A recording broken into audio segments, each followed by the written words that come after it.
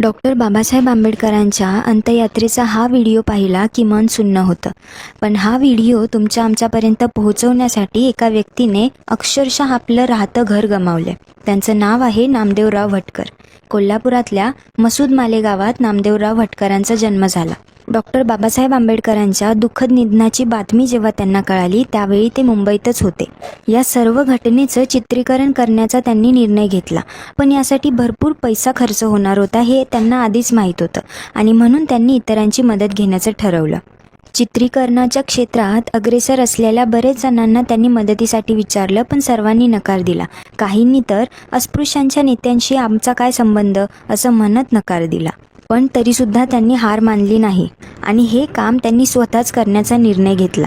हे चित्रीकरण करण्यासाठी जवळपास 3000 फूट नेगेटिव्ह रीळ लागणार होती आणि त्यासाठी त्या काळी तब्बल 1400 ते 1500 रुपये इतका खर्च येणार होता.